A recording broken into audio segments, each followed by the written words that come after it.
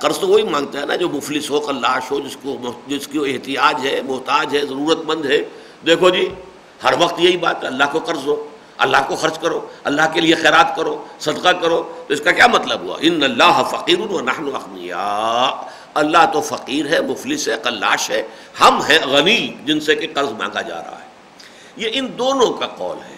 اور ہو سکتا ہے کہ یہ بات پہلے یہودیوں نے کہی ہو، اور پھر یہ کہ خربوزے کو دیکھ کے خربوزہ رنگ پکڑتا ہے، اسی سے انہوں نے جو منافقین تھے ان کے زیر اثر انہوں نے وہاں سے کیچ کر لی.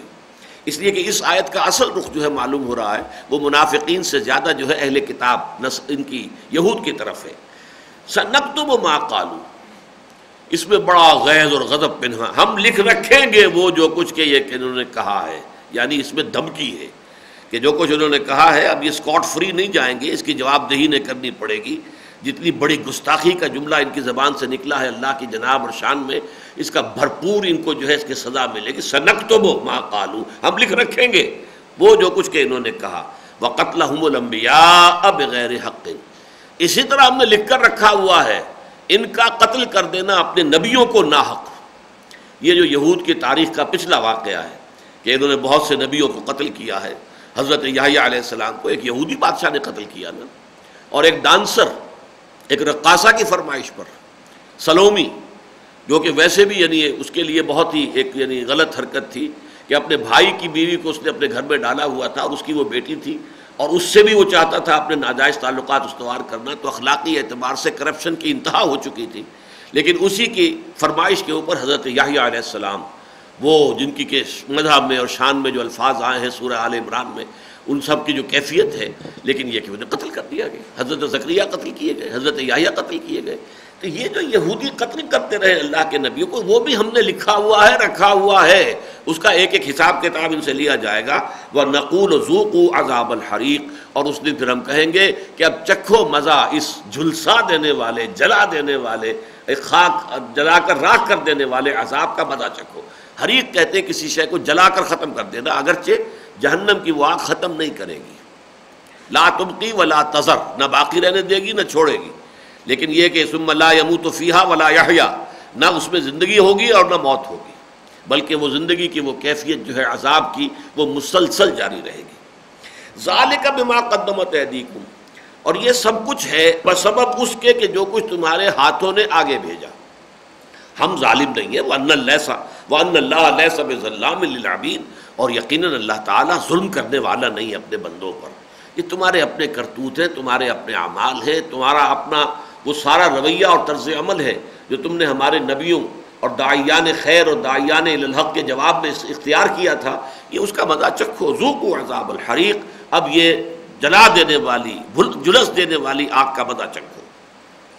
الذین قالوا ان اللہ عہد الینا، یقیناً وہ لوگ کہ جنہوں نے یہ کہا کہ اللہ تعالیٰ نے تو ہم سے ایک عہد لے رکھا ہے، اللہ نؤمن لرسول، کہ ہم کسی رسول پر ایمان نہ لائیں، حتی یاتینا بقربان تاکلہ النار، یہاں تک کہ وہ ہمارے سامنے پیش کرے ایسی قربانی جسے آگ کھا جائے. اب یہ ان کا ایک بہانہ تھا کہ حضور صلی اللہ علیہ وسلم پر ایمان کیوں نہیں لاتے. دعویٰ ان کا یہ تھا کہ ہم بھی مومن ہیں. جو سورہ بقرہ کا دوسرا رکوع ہے وہ شروع اس سے ہوتا ہے کہ وَمِنَ النَّاسِ مَن يَقُولُ آمَنَّا بِاللَّهِ وَبِالْيَوْمِ الْآخِرِ وَمَا هُم بِمُؤْمِنِينَ. وہاں ایمان بالرسالت کا ذکر نہیں ہے. لوگوں میں سے ایسے بھی ہیں جو کہتے ہیں کہ ہم ایمان رکھتے ہیں اللہ پر اور یوم آخر پر، حالانکہ وہ مومن نہیں ہے. یہودیوں کا کہنا یہ تھا کہ دیکھیے توحید کو ہم مانتے ہیں، اللہ کو ہم مانتے ہیں، آخرت کو ہم مانتے ہیں، دونوں باتیں بنیادی مان لی. اب اگر رسالت کو ہم نے اگر فرض کیجئے محمد رسول ہے بھی نہیں مانا تو کیا ہوا؟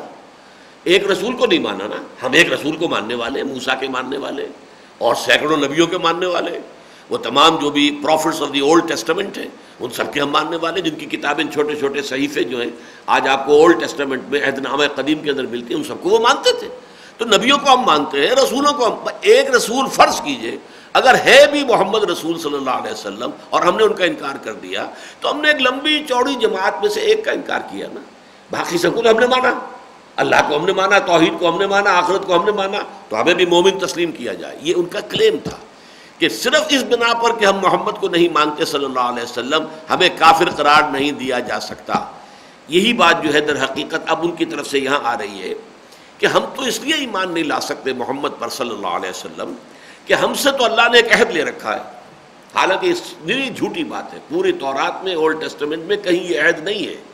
ایک حقیقت کے اوپر انہوں نے ایک غلط مفروضے کی بنیاد قائم کر کے اسے ایک اصول کی شکل دے دی کہ اللہ نے ہم سے عہد لے رکھا ہے کہ ہم کسی رسول پر ایمان نہیں لائیں گے جب تک کہ وہ ایسی قربانی پیش نہ کرے جسے آگ کھا جائے۔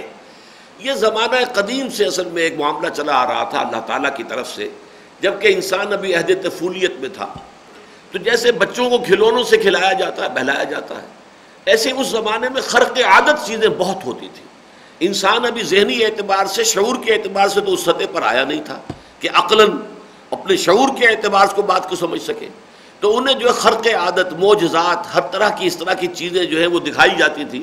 ان میں سے ایک یہ بھی تھی کہ اگر کوئی اللہ کا بندہ کوئی شے اللہ خدمت میں پیش کرتا تھا صدقے کے طور پر، قربان کہتے ہیں تقرب کے لیے، قربانی جسے ہم کہتے ہیں، قربانی کس لیے؟ تقرب اللہ، اللہ تعالیٰ کا قرب حاصل کرنے کا ذریعہ بناتے ہیں۔ مثلاً جو لوگ بھیڑیں بکریاں پالتے تھے، وہ کوئی اپنی بھیڑیں بکریاں لے آئے ایک دو، یہ ہم اللہ کی جناب میں پیش کرتے ہیں، یہ ہماری طرف سے صدقہ ہے، قربانی ہے۔ جو کوئی کھیتوں میں کام کرتے تھے، وہ جو کچھ کھیت کے اندر انہوں نے بویا تھا اور ہم کاٹا ہے، وہ اس میں سے کچھ لا کر پیش کر دیتے تھے۔ اور پھر یہ کہ آسمان سے ایک شعلہ اترتا تھا، اس قربانی کے اللہ کی جناب میں قبول ہونے کی علامت یہی تھی کہ آسمان سے شعلہ اترا جس نے اس چیز کو بھسم کر دیا۔ وہ اگر بھیڑ بکری جو تھی وہ بھسم ہو گئی، جل کر راکھ ہو گئی، وہ اگر کوئی گندم وغیرہ کوئی شے تھی وہ جل کر بھسم ہو گئی۔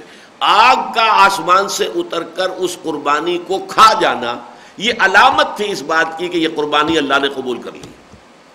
چنانچہ سورہ مائدہ میں جو تفصیل آئی ہے، حضرت آدم کے دو بیٹوں کے درمیان جو جھگڑا ہوا، ایک بیٹا وہ تھا کہ جس نے قربانی پیش کی، دوسرے نے بھی قربانی پیش کی۔ کہا یہی جاتا ہے کہ ایک جو ہے وہ بھیڑی چرواہا تھا، بھیڑیں بکریاں پالتا تھا، وہ اپنے لے آیا، ایک کاشت کرتا تھا، وہ اپنے لے آیا۔ اب اس کے بعد یہ کہ سورہ مائدہ میں فرمایا گیا ہے تو ایک کی قربانی تو قبول ہو گئی، دوسری کی نہیں ہوئی۔ اب کیسے معلوم ہوا یہ؟ آج ہم اگر قربانیاں دیتے ہیں تو ہمیں کیا معلوم قبول ہوئی کہ نہیں؟ اللہ ہی بہتر جانتا ہے کس کی قربانی قبول ہوئی اللہ کی جناب میں اور کس کی نہیں ہوئی ہے۔ 25,000 کا بکرا آپ نے اللہ کے راہ میں ذبح کر دیا ہے، لیکن اگر آپ کی نیت جو ہے وہ نمود کی تھی، دکھاوے کی تھی، شہرت کی تھی، تو دھیلے بھر کی قربانی نہیں ہے اللہ کی نگاہ میں۔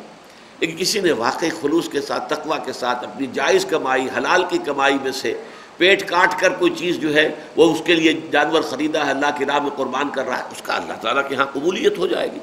لن ینال اللہ لحومها ولا دماؤها ولکن ینالہ التقوی منکم۔ ان قربانیوں کا نہ خون اللہ تک پہنچتا ہے نہ گوشت پہنچتا ہے، ہاں تمہارا تقوی اگر دل میں ہے تو وہ اللہ تک پہنچ جاتا ہے۔ لیکن ہمیں کچھ پتہ نہیں ہوتا، کوئی انڈیکیٹر نہیں ہے ہمارے پاس کہ یہ قربانی قبول ہو گئی، یہ نہیں ہوئی، فلاں کا حج قبول ہو گیا، فلاں کا نہیں ہوا، کیا پتہ ہمیں۔ لیکن اس وقت یہ تھا کہ انسانوں کو، جیسا کہ میں نے عرض کیا، وہ عہد طفولیت کی بات تھی، تو اس وقت یہ بھی تھا۔ چنانچہ یہ معاملہ کچھ بعد انبیاء کا رہا ہے، بنی اسرائیل میں سے بھی، لیکن یہ واقعہ ہونے کے باوجود ایسی کوئی شے نہیں تھی کہ ہر نبی کے لیے لازم ہے کہ وہ قربانی پیش کرے تبھی اسے نبی مانا جائے گا۔ یہ ان کا اضافہ ہے اس پر، یعنی ایک بات تھی واقعتاً، حقیقتاً تھی، اس کا وجود تھا، لیکن اس کو جنرلائز کر کے اسے قانون کی شکل دے کر، قاعدے کی شکل دے کر، ایک رول بنا کر جو پیش کیا ہے عذر کے طور پر کہ محمد بھی وہی کچھ دکھائیں تو ہم مان لیں گے۔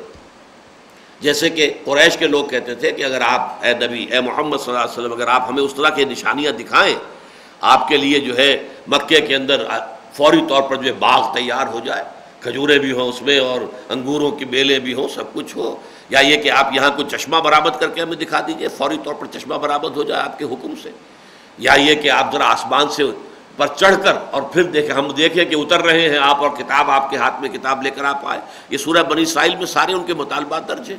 تو جس طریقے سے وہ کہتے تھے کہ اگر یہ دکھائیں گے تو ہم مان لیں گے، ایسے ہی یہود نے کہا الذین قالوا ان اللہ عہد الینا، یہ ہے جھوٹ اس میں کہ اللہ تعالیٰ نے ہم سے عہد لیا۔ آج بھی وہ تورات میں، اولڈ ٹیسٹمنٹ میں کسی جگہ پر ایسی بات نہیں دکھا سکتے کہ اللہ نے یہ عہد ان سے لیا ہو اور یہ کوئی مستقل ضابطہ اور قاعدہ اور قانون جو ہے وہ شریعت کا بیان ہوا ہو۔